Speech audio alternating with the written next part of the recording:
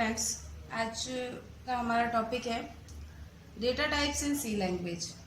सी language में अलग अलग टाइप की वैल्यू को स्टोर करने के लिए अलग अलग टाइप के डेटा टाइप का यूज़ किया जाता है। तो ज़रूरी है कि जिस टाइप की वैल्यू हमें प्रोग्राम में यूज़ करनी है हम उस टाइप का डेटा टाइप लें और उसे प्रोग्राम में इंक्लूड करें, उस टाइप के वेरिएबल को लें। तो उसके लिए डेटा टाइप जो है सी लैंग्वेज में 4 टाइप के हैं मेनली। वो 4 टाइप के मेनली डेटा टाइप, ये जो 4 टाइप के डेटा टाइप हैं इनमें primary data type, user defined data type, derived data type और एम्प्टी डेटा टाइप हैं। तो मेनली जो प्रोग्रामिंग लैंग्वेज में हम यूज़ करते हैं वो है प्राइमरी डेटा टाइप, क्योंकि प्राइमरी डेटा टाइप में जो भी वेरिएबल्स हम लेते हैं जैसे कि इंटीजर है, फ्लोट है, डबल है, जो हम मोस्टली वेरिएबल्स का यूज़ करते हैं प्रोग्रामिंग लैंग्वेजेस में, वो सारे प्राइमरी और बेसिक डेटा टाइप के अंदर ही होते हैं। उसके बाद ऐसे डेटा टाइप जो यूज़र अपनी नीड के अकॉर्डिंग बनाना चाहता है तो वो यूज़र डिफाइंड डेटा टाइप है। फिर डिराइव्ड डेटा टाइप और एम्प्टी डेटा टाइप, इन सभी के बारे में मैं आपको वन बाय वन बताती हूँ। तो फर्स्ट है हमारा primary data type. So primary data type को हम फॉलोइंग टाइप में कैटेगराइज कर रहे हैं, जिसमें फर्स्ट है न्यूमेरिक डेटा टाइप और सेकंड है कैरेक्टर डेटा टाइप। तो न्यूमेरिक डेटा टाइप जो है वो 2 टाइप्स के हैं, जिसमें फर्स्ट है इंटीजर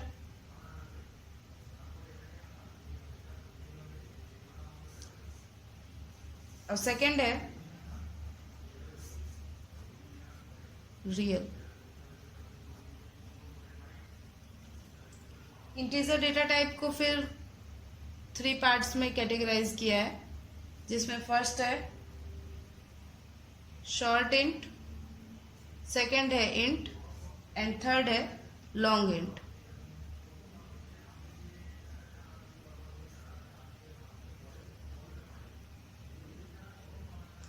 इसके बाद में रियल डेटा टाइप को 3 टाइप में कैटेगराइज किया है।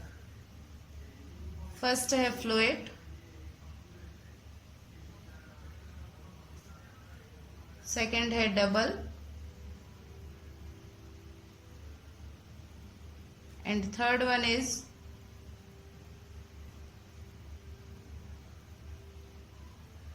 Long double. तो पहले हम integer data type, numerical data type के बारे में जान लेते हैं। यदि हमें प्रोग्राम में डिजिट को यूज में लेना होता है तो इस टाइप के डेटा टाइप का यूज किया जाता है, और इसमें 2 टाइप के डेटा टाइप होते हैं, जो जैसा कि आपने देखा इंटीजर और रियल है। तो जब हमें प्रोग्राम में डेसिमल की किसी वैल्यू को डिक्लेयर करना होता है, डेसिमल की वैल्यू के अंदर कोई भी अगर हमें वैल्यू मतलब स्टोर करवानी है तो इस प्रकार के डेटा टाइप का यूज किया जाता है। और इसे प्रोग्राम में 3 टाइप से डिक्लेयर कर सकते हैं, जिसमें है short int, int and long int.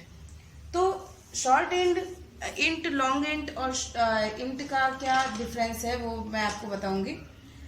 तो सबसे पहले शॉर्ट इंट, अगर हमारा जो डेटा है, जो हमारा इंटीजर वैल्यू है वो काफ़ी छोटी है तो उसके लिए हम शॉर्ट इंट का यूज़ कर सकते हैं। इसके अंदर जो मेमोरी में इसको स्पेस मिलता है वो 1 बाइट का स्पेस मिलता है। इसके बाद में है इंटीजर जो 2 बाइट का स्पेस लेता है मेमोरी में। इसके बाद में है लॉन्ग इंटीजर जो 4 बाइट का स्पेस लेता है मेमोरी में।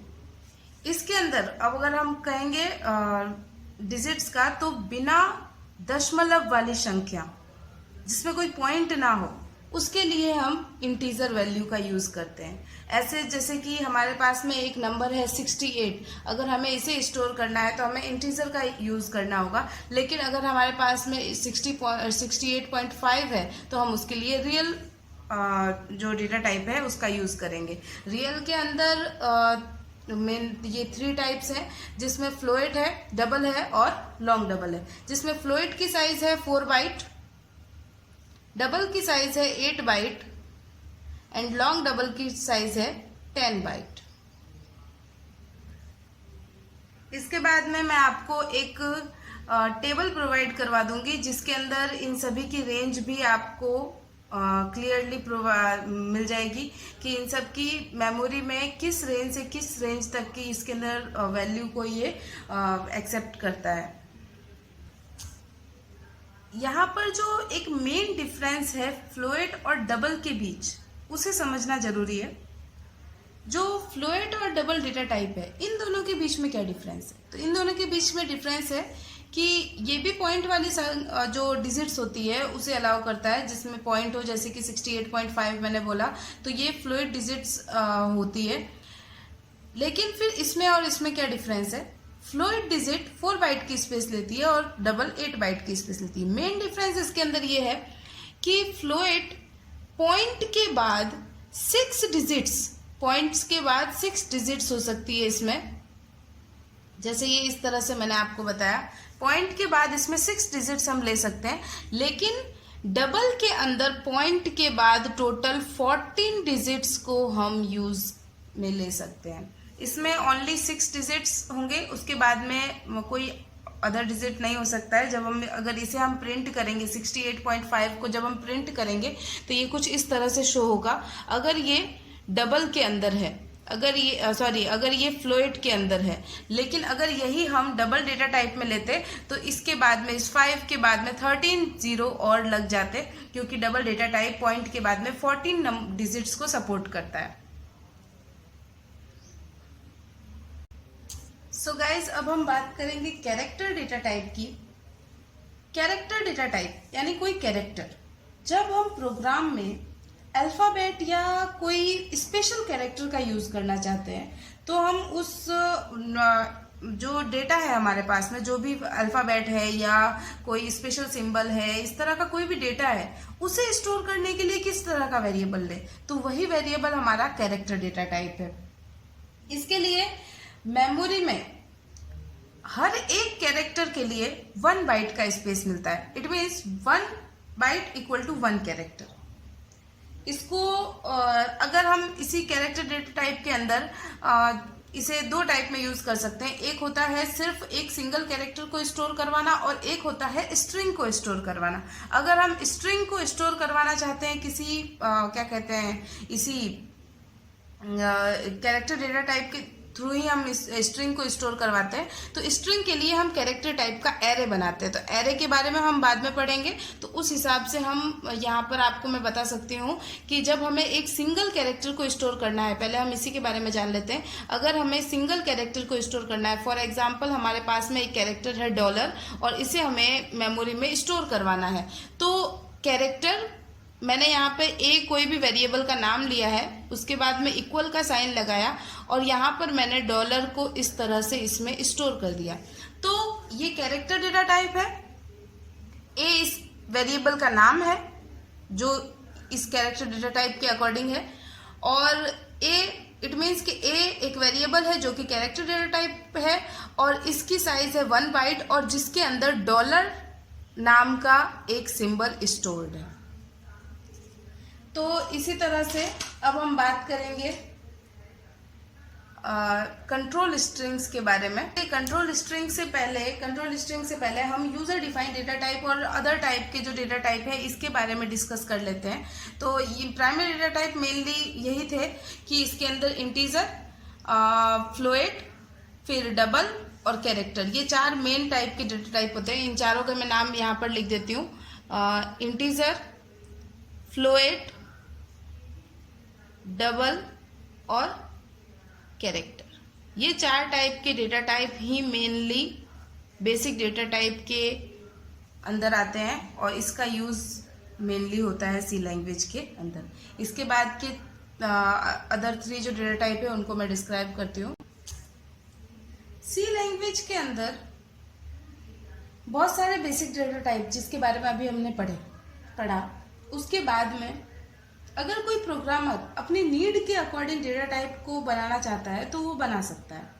तो यूजर के थ्रू बनाए गए डेटा टाइप को ही यूजर डिफाइंड डेटा टाइप कहा जाएगा, जो कि सी लैंग्वेज में 2 टाइप के हैं, जिसमें फर्स्ट है टाइप डेफ एंड सेकंड है इनम।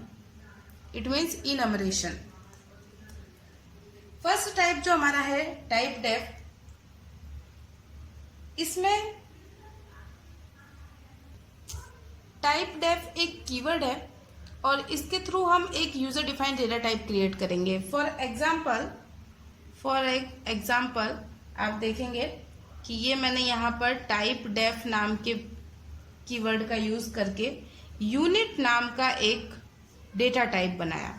अब इस डेटा टाइप का यूज करते हुए मैं यहाँ पर कुछ वेरिएबल्स को डिक्लेयर कर सकती हूँ, जैसे कि ये यूनिट है, U1, U2, U3। इस तरह से मैंने 3 यहाँ पर वेरिएबल क्रिएट कर दिए हैं जो कि किस टाइप के होंगे, यूनिट टाइप के।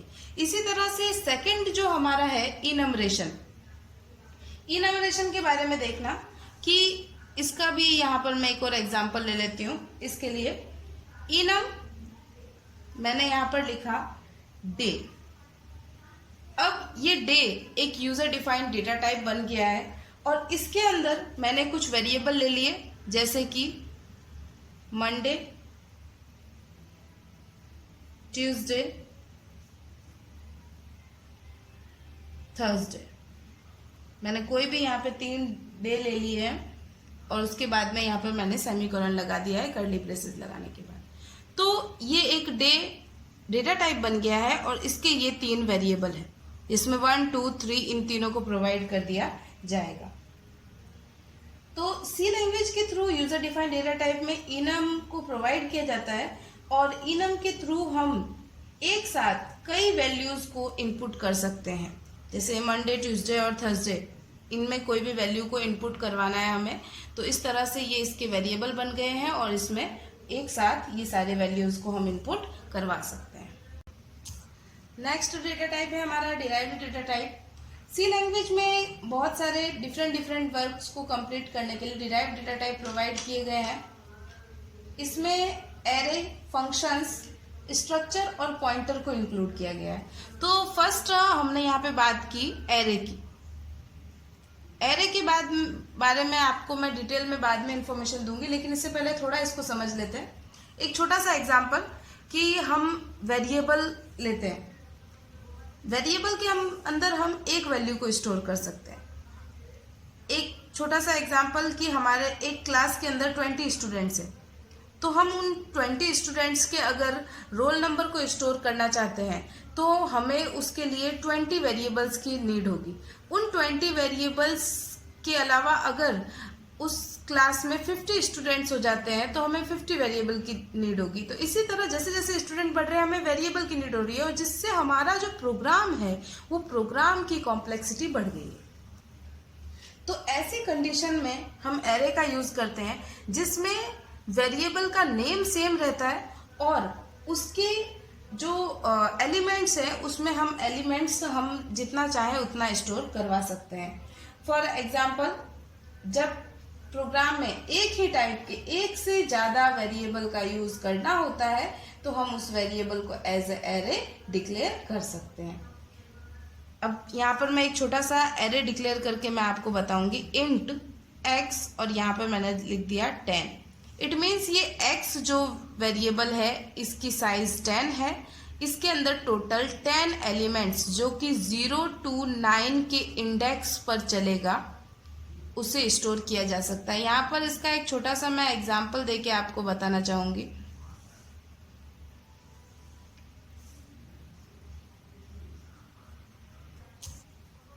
यहाँ पर मैंने x0, x1, x2 इस तरह से मैंने x9 तक, सॉरी ये कॉलम हटा दिए, x0 to x9 तक कॉलम ले लिए हैं। इन कॉलम्स को आप गिने तो आपको यहाँ पर 10 कॉलम्स मिलेंगे। तो ये 0 to 9 इंडेक्स मिली है। अब फर्स्ट इंडेक्स जो कि 0 है, x0 पर मैंने कोई वैल्यू 2 स्टोर करवाई, उसके बाद में मैंने यहाँ पे 11 स्टोर करवाया, 30 स्टोर करवाया। 1 by 1 मुझे इसके अंदर जितने चाहे उसमें हम वैल्यू स्टोर करवा रहे हैं। यहाँ पे मैंने 40 स्टोर किया, 31, 63, 91, 69, 46, 49, इस तरह से मैंने कोई भी वैल्यू इसके अंदर स्टोर करवाई है। तो x0 अगर मैं बात करूं यहाँ पर x4 पे क्या वैल्यू है तो 31 वैल्यू है। तो इस तरह से हमें बहुत सारे वेरिएबल की नीड नहीं हुई। बहुत सारे वेरिएबल नहीं होने की वजह से हमारा प्रोग्राम कॉम्प्लेक्स होने से बच गया। तो इस तरह से एरे का यूज करके हम प्रोग्राम की कॉम्प्लेक्सिटी को रोकते हैं और प्रोग्राम को इजी बना देते हैं। इसके बाद में सेकंड हमारा है फंक्शन। मैंने आपको बोला कि डिराइव्ड डेटा टाइप में 4 टाइप है, एरे, फंक्शन, स्ट्रक्चर और पॉइंटर। फंक्शन के बारे में मैं आपको सीधा सीधा एक इन्फॉर्मेशन देना चाहूंगी कि जब फंक्शन मेनली 2 टाइप के हैं, एक होता है लाइब्रेरी और एक होता है यूजर डिफाइंड फंक्शन। तो लाइब्रेरी फंक्शन के बारे में तो हम सब नाम से ही पता चल रहा है कि जो कि सी लैंग्वेज की लाइब्रेरी में स्टोर्ड होंगे, जो हमें ओनली यूज करने हैं, उसे बनाने की जरूरत नहीं है, जस्ट यूज करने की नीड है।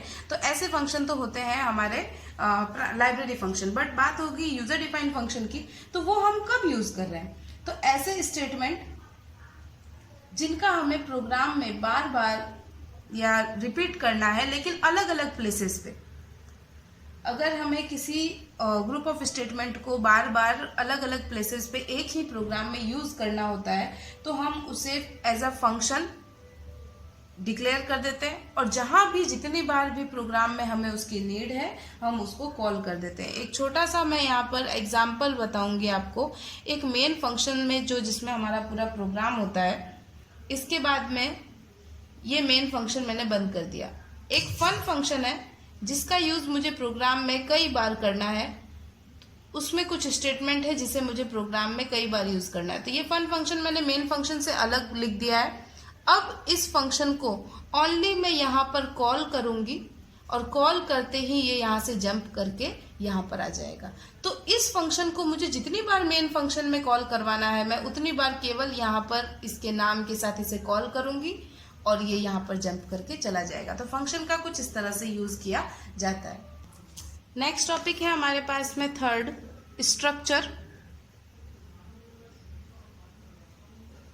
स्ट्रक्चर क्या है? मैंने आपको इससे पहले सी लैंग्वेज की प्रोग्राम का स्ट्रक्चर बताया था, तो वो तो प्रोग्राम जो हमारा हम बनाएंगे उसके बारे में, लेकिन स्ट्रक्चर एक अलग से भी सी लैंग्वेज में टॉपिक है, जिसके अकॉर्डिंग अगर हमें अलग अलग टाइप के डेटा का यूज प्रोग्राम में एक से ज़्यादा बार करना है, तो उसके लिए हम एक स्ट्रक्चर बना देते हैं। एक छोटा सा एग्जांपल ये है कि मान लीजिए कि एक क्लास में 50 स्टूडेंट्स हैं, और उन 50 स्टूडेंट्स की हमें रैंक निकालनी है, उनके टोटल मार्क्स को क्या कहते हैं, परसेंटेज निकाल कर उस तरह से हमें उनके परसेंटेज कैलकुलेट करने हैं, या 50 स्टूडेंट्स की पूरी इन्फॉर्मेशन को हमें लिखना है। तो उसके लिए हम एरे का अगर यूज करेंगे तो इसमें ज़्यादा प्रॉब्लम्स आएंगी, क्योंकि उसे हम एक सही तरीके से हम नहीं रख सकते हैं। एरे में हमें रोल नंबर को एक साथ, नेम को एक साथ, और इस तरह से हमें करना होगा। लेकिन स्ट्रक्चर में हम एक पर्टिकुलर एक स्टूडेंट की जितनी इन्फॉर्मेशन है उसके बारे में हम सारी एक स्ट्रक्चर बना लेंगे, और उस तरह से हम प्रोग्राम में उसको इंक्लूड कर लेंगे। एक छोटा सा स्ट्रक्चर के लिए मैं आपको एग्जांपल दूंगी। स्ट्रक्चर बनाने के लिए स्ट्रक्ट कीवर्ड का यूज होता है। मान लो लीजिए कि मैंने यहाँ पर मार्कशीट नाम का एक स्ट्रक्चर क्रिएट किया है, जिसके अंदर मैंने रोल नंबर, जो कि इंटीजर टाइप का होगा, कैरेक्टर के अंदर यहाँ पर मैंने नेम लिया है, जिसकी साइज मैंने यहाँ पर 10 दी। उसके बाद में subject 1, subject 2, subject 3 and subject 4। Int, total, float, percentage, structure को बंद करके सेमीकोलन लगाया। ये जो आपने अभी कोड देखा, ये कोड एक स्ट्रक्चर को बनाने के लिए है। इस स्ट्रक्चर के बन जाने के बाद मान लीजिए मैंने यहाँ पर सेमीकोलन लगाने से पहले एक stu1 करके एक इसका वेरिएबल बनाया। वेरिएबल मैंने क्यों कहा? क्योंकि स्ट्रक्चर एक तरह का यूजर डिफाइंड डेटा टाइप है। स्ट्रक्चर एक तरह का यूजर डिफाइंड डेटा टाइप भी माना जाता है, क्योंकि स्ट्रक्चर के वेरिएबल्स बनते हैं। डिराइव्ड डेटा टाइप तो ये है ही। डिराइव्ड डेटा टाइप क्यों कहा गया? क्योंकि इससे वेरिएबल्स बन रहे हैं, या इस डेटा टाइप के अंदर वेरिएबल्स का ग्रुप है।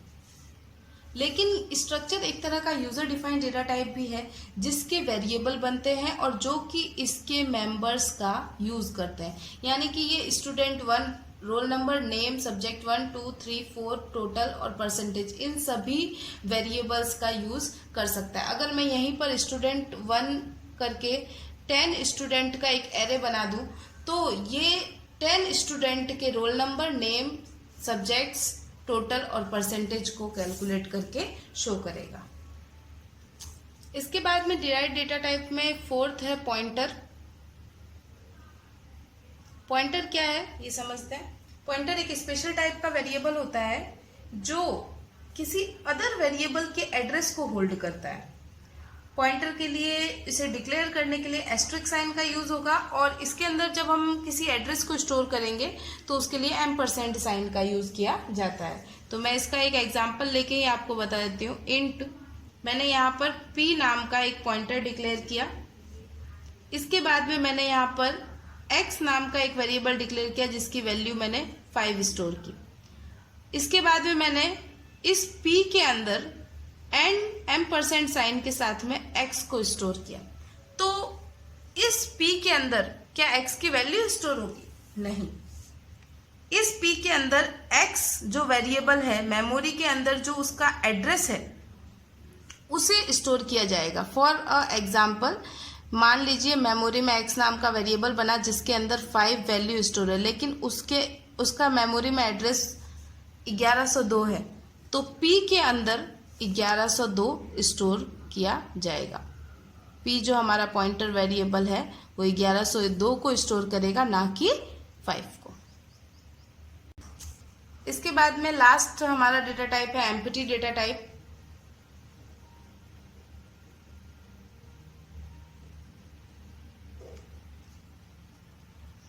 इसमें ओनली एक ही डेटा टाइप को प्रोवाइड किया जाता है जिसे वॉइड कहते हैं।